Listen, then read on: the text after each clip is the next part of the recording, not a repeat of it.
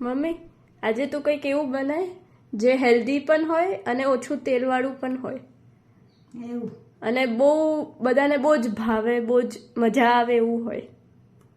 ચાલો તો આપણે રેસીપી શરૂ કરીએ. તો જો આ છે ને સૂજી રવો તમે કંઈ પણ લઈ શકો, બરાબર. તમારા મેમ્બર હોય ને એ રીતે લેવાનું. હું મોટા 2 કપ હોય ને મેજરમેન્ટના, કોઈ બી વાડકીનું માપ લો ને તો પણ ચાલે, વાડકીના માપ પ્રમાણે 2 વાડકી થાય, બરાબર. એમ ખાટું છે એટલે દહીં અંદર એડ કરી દેવાનું.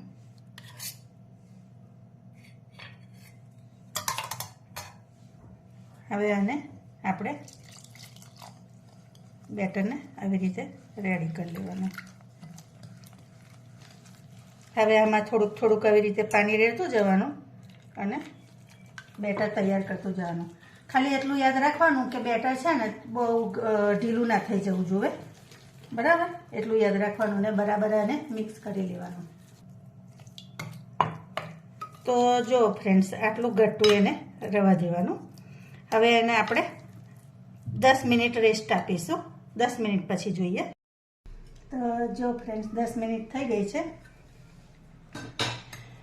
હવે આ ઘટ્ટું થઈ ગયું છે, આપણે થોડુંક એમાં પાણી એડ કરીશું.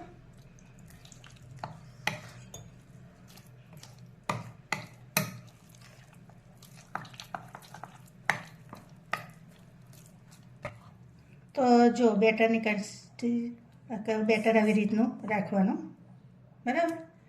હવે આ લીલા મરચાં છે એ આપણે એમાં એડ કરી દઈશું. લીલા મરચાં ટેસ્ટ પ્રમાણે લેવાના. હવે આ બધા શાકભાજી લીધા છે, ડુંગળી છે, કે કોબીજ છે, પછી ગાજર છે, ધાણા છે અને કેપ્સિકમ છે. આ થોડુંક થોડુંક અત્યારે હું અડધું અડધું અંદર એડ કરી દઈશ. આ ધાણા છે એ પણ એડ કરવાના. કેપ્સિકમ બધા જ લઈ લઈશ અને ડુંગળી થોડીક લઈ લઈશ. હવે આ બધું પહેલાં આપણે મિક્સ કરી લેવાનું.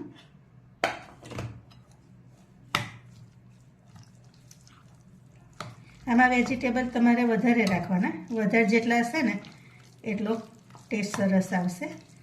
આમાં તમે કોઈ બી વેજીટેબલ વધઘટ કરી શકો.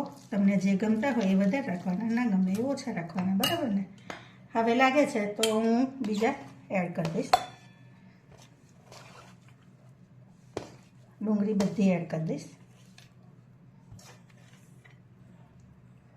હવે ફરી આપણે એ બધું મિક્સ કરી લેવાનું.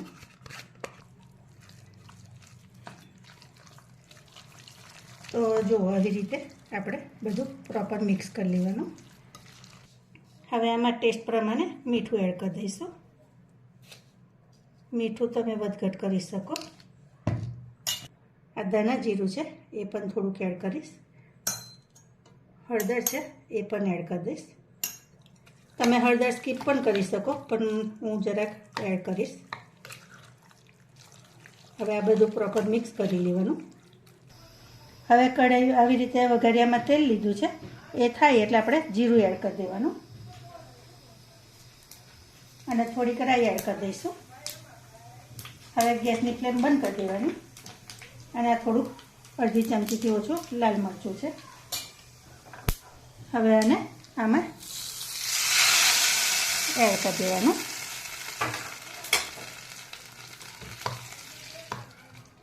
તમે એકવાર આ રીતે બનાવજો, સરસ ટેસ્ટ આવશે.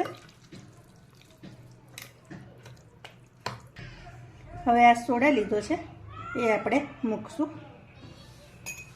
એના પર થોડુંક પાણી એડ કરી દેવાનું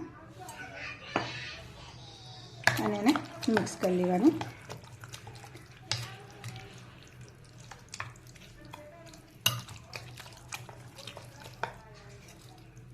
હવે તમે આના છે ને પુડલા પણ બનાવી શકો અને અપ્પમ પણ બનાવી શકો, બરાબર. તો હું આના અપ્પમ બનાવવાની છું. તો આ પણ પેન લઈ લીધી છે, એમાં થોડુંક થોડુંક તેલ બધે એડ કરી દેવાનું.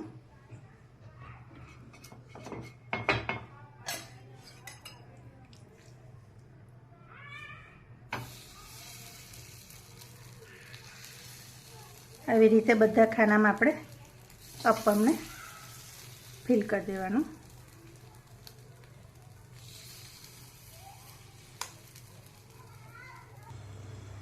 તો હવે આપણે જોઈ લઈએ.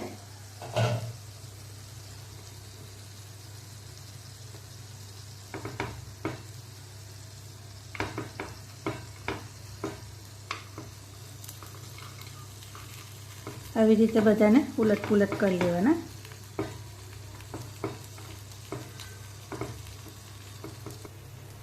હવે આવી રીતે બધી ઉથલાઈ કાઢવાના અને પછી એને ઢાંકી દઈશું. હવે મીડિયમ તાપે પાછા એને થવા દેવાના. તો આપણે હવે જોઈ લઈએ. તો જો નીચેથી પણ સરસ મજાના થઈ ગયા છે. તો આપણે એને કાઢી લઈએ.